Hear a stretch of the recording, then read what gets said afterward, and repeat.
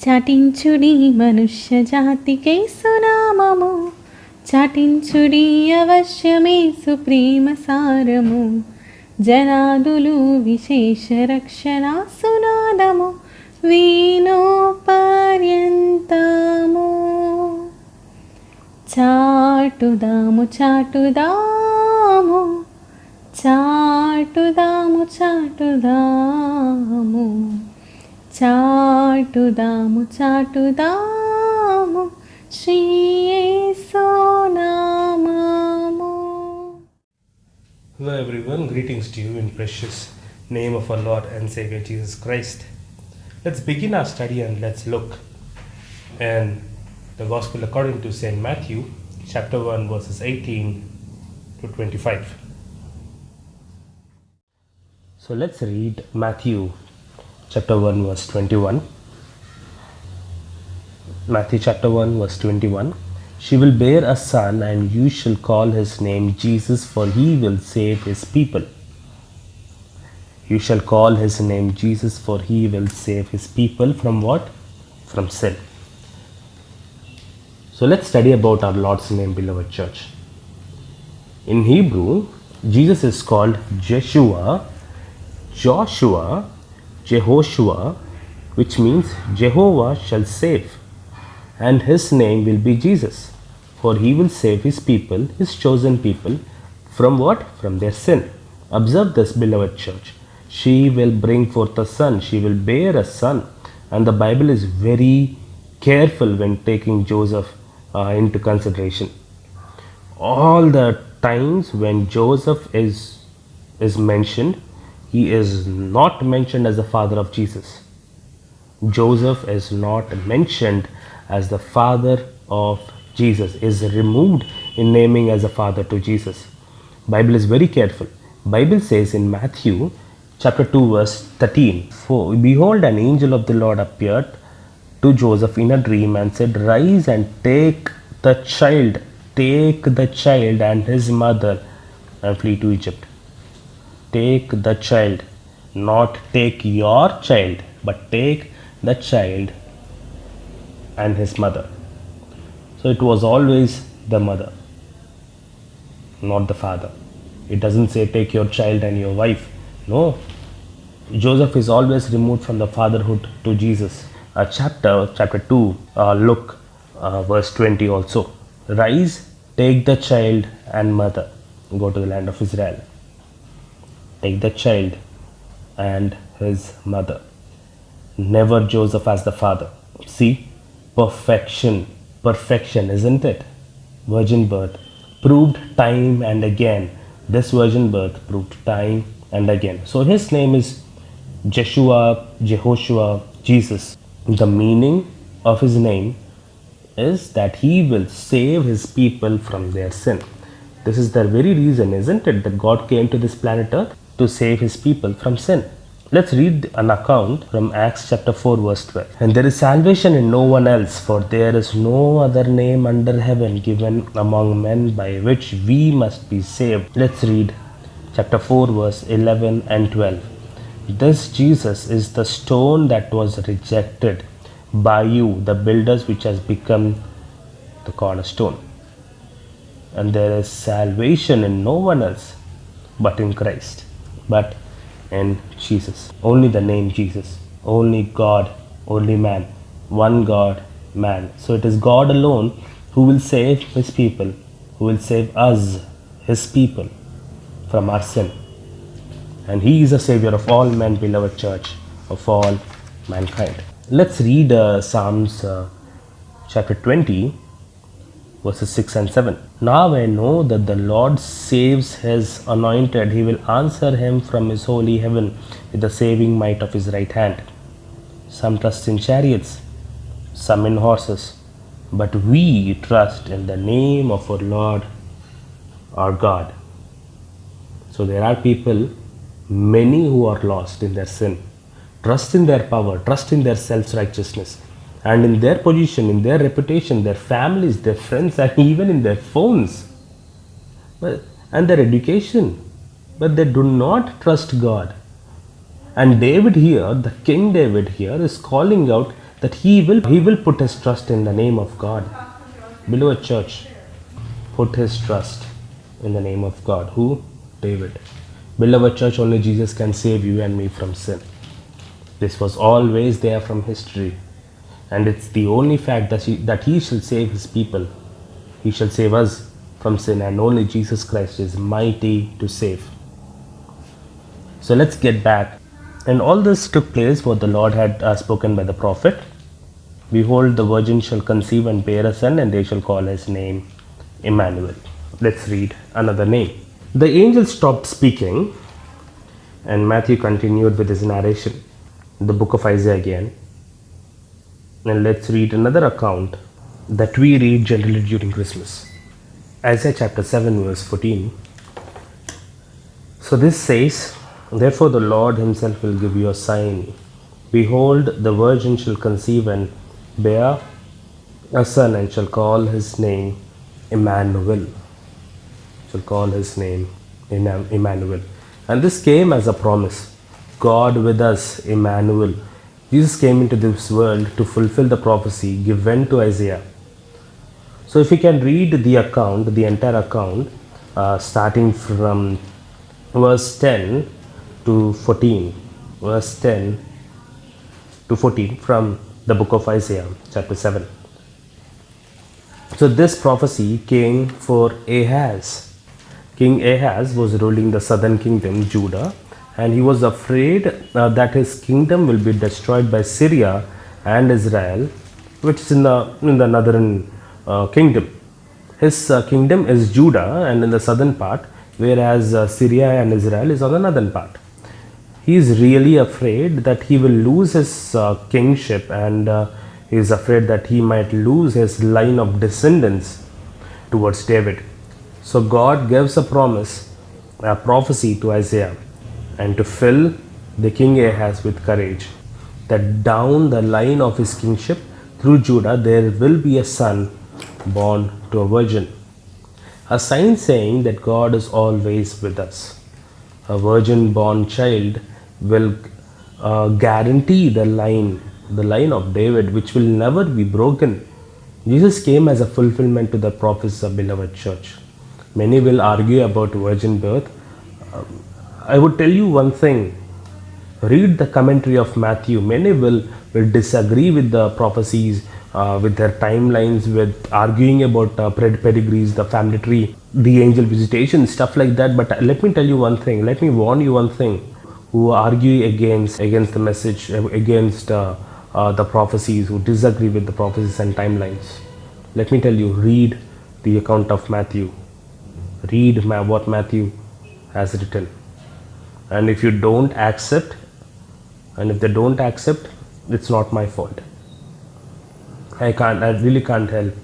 And as I said, that you need to believe in order to accept the truth, and the truth will set you free.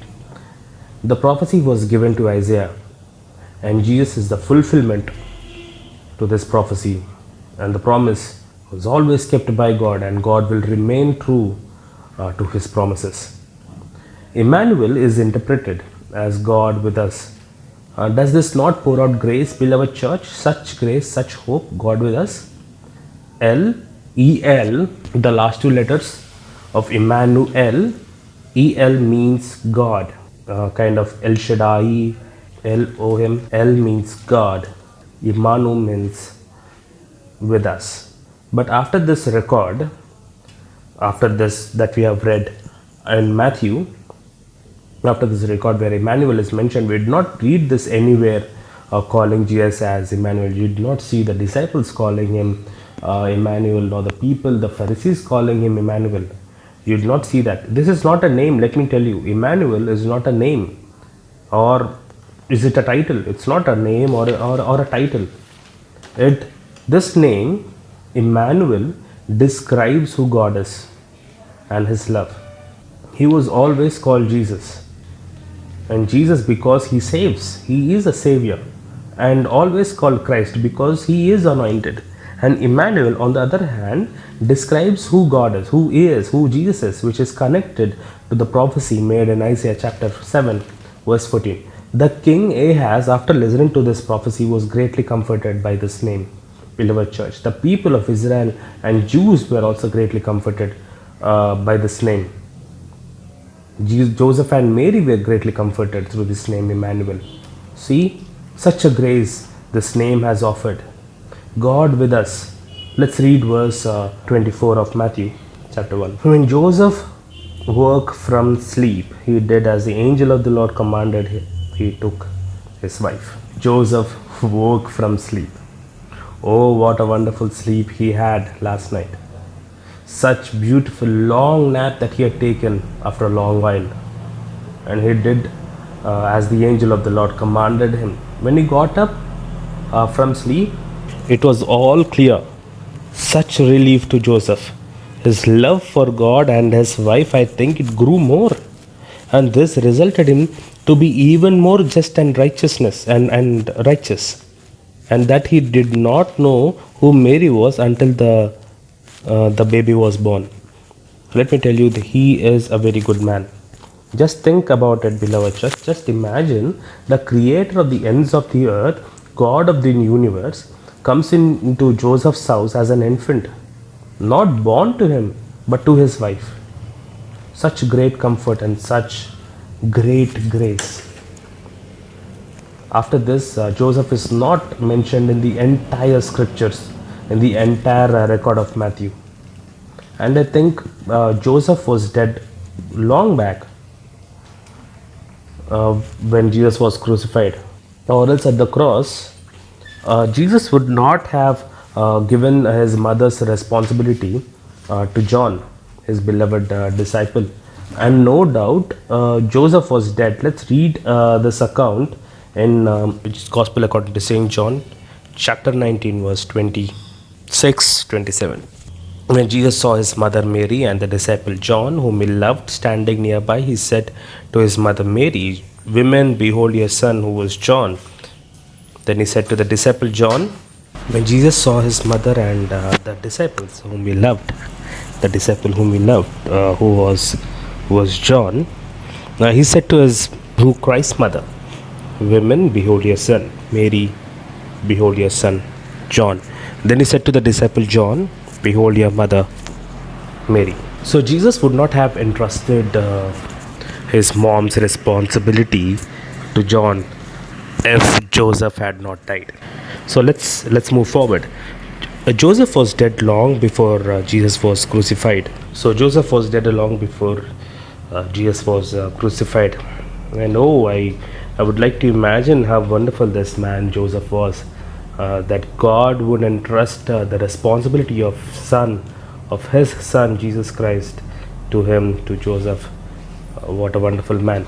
So when I go to heaven, let me tell you that I would like to meet both Joseph and his wife Mary, and I would like to ask especially Joseph a question. How did he feel when he woke from sleep? Let me tell you, what joy, beloved church, what grace. He deals with just perfect son. Joseph took his wife just as the angel commanded him to, and married her. The kupa has happened, but they did not get together, or did not came closer to Mary till Jesus was born. He called his name Jesus just as the angel of the Lord commanded. The wedding has happened, but he never touched Mary physically until the baby was born. The baby, yes, they had children. Yes, the Bible records that Jesus had brothers.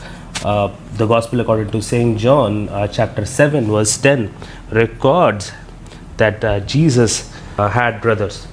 The Greek text in literal application says that he was not in the habit of knowing her until she had brought forth her first son. So this is what Greek text says, that till Jesus was born, Joseph did not know Mary.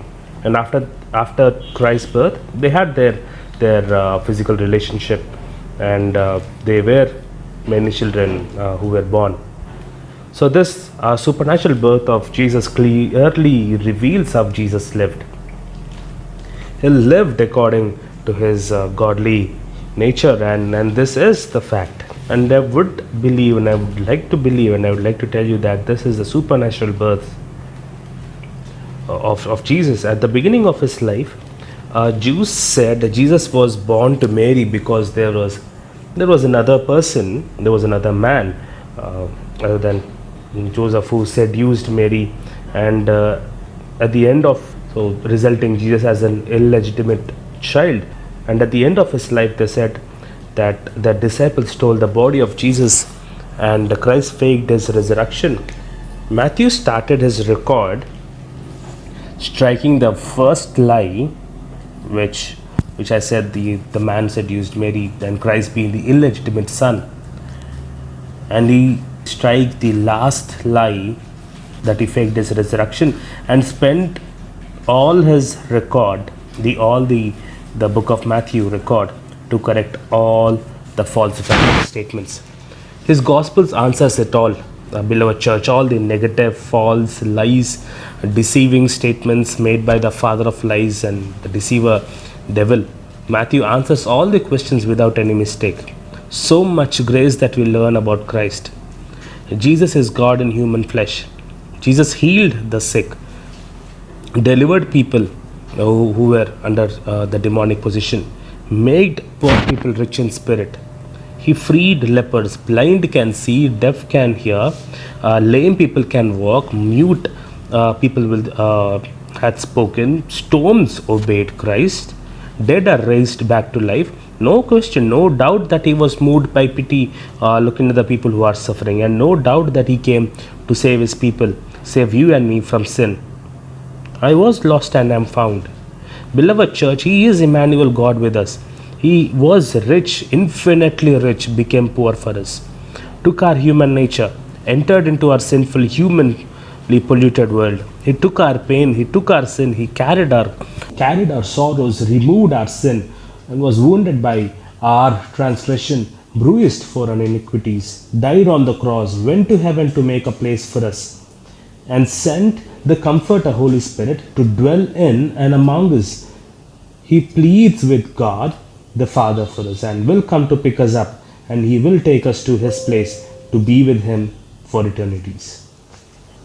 Let's read this last verse and we'll conclude this chapter 1. 2 Corinthians chapter 8 verse 9.